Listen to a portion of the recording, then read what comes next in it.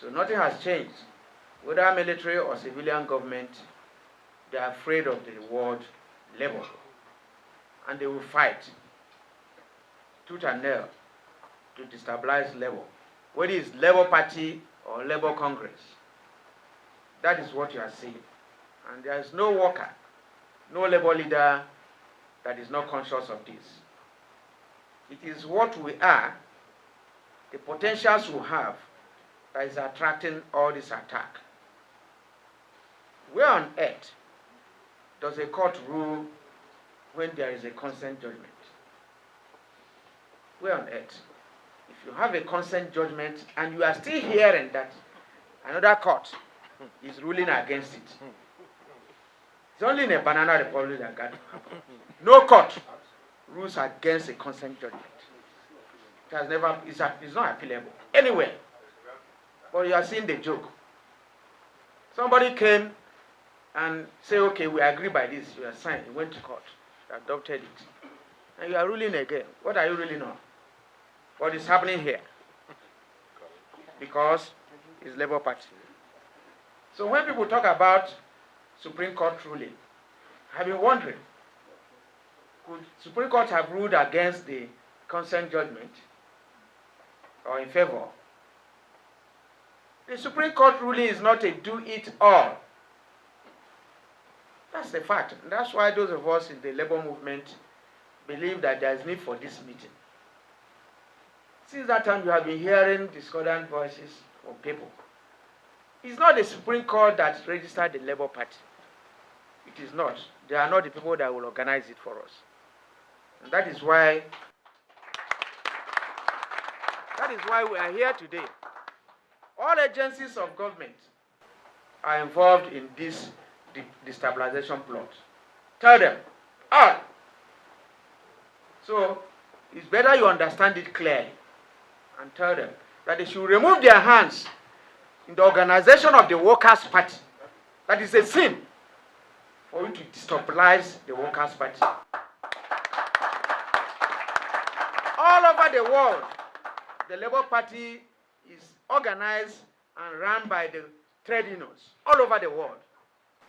Over 57 countries of the world have functional labor parties in operation. The British TUC, has been in existence for as long as possible, and they were even using the teachers' union office there for operation. So why would Nigeria be different? Why would Nigerians put eyes on Labour Party here? And these are questions that is happening all over the world. So we want to urge you, because it is not NLC, it's a party formed by the Congress and given to Nigerians with clear-cut ideology. This is the only party where the son of nobody can become somebody. If you check the last 2023 election, you see Okada riders winning an election to go to National Assembly. Unprecedented. It has never happened. You and I cannot buy a form of 10 million, 100 million. Now, should we not be able to express, our aspiration to lead, even at the councillorship level? That is what we are saying. Those of us from the labor movement cannot sit down here and allow people to decree that you pay 20 million, pay 30 million as to pick nomination form. If we do that, we have lost our focus of having a party that is the people, the working people's party. So the NLC is ever committed in making sure that our party works. And we defend it. It's a party that all Nigerians should come in and contest. As we talk today, nobody from the NLC is in the National Assembly. But they are Nigerians that came in to run. See, it's not like we say it's a party we will use. It's only Labour Party that will contest. No. But it's a party for all Nigerians. All of you here. Yes. Wherever, from all walks of life. Party for farmers, party for lecturers, party for teachers, party for artisans. For the poor and downtrodden. Party for the downtrodden of the world. And it is because of this party for the poor that those oppressors are afraid of. There's nothing else. And it is the poor and the oppressed that vote. That is the fear. And as Labour, he that is down needs no fear. We're already down. So those who want to join Labour Party from other parties should come. But is this an institutional party? We know the defect.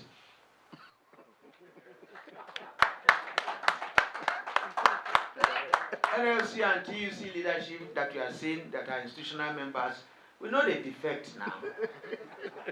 So we are here.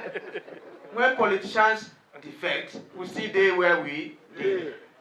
Soldier come, soldier go. Barracks remain. So this is our party. Beg them.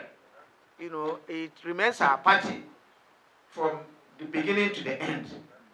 As many as are coming in, you see they will still defect. But we still they where we did.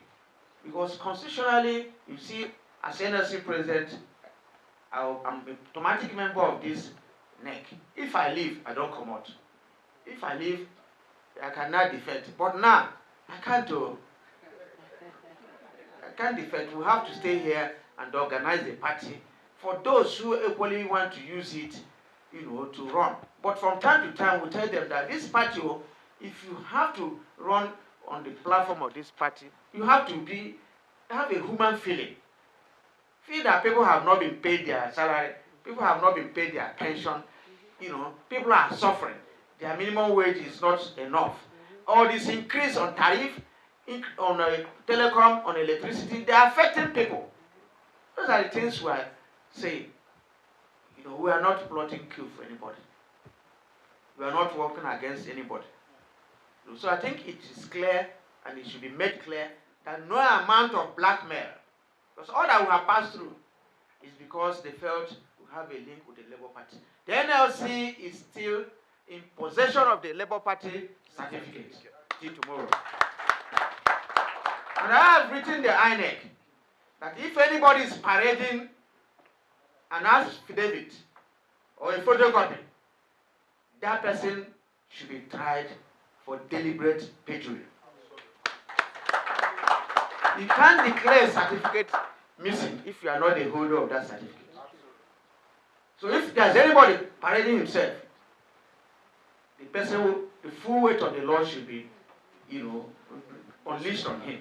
You can't write INEC that certificate which you are not the custodian is missing. Tell you are a thief. So this is clear today for people who are saying they are gambling with our party.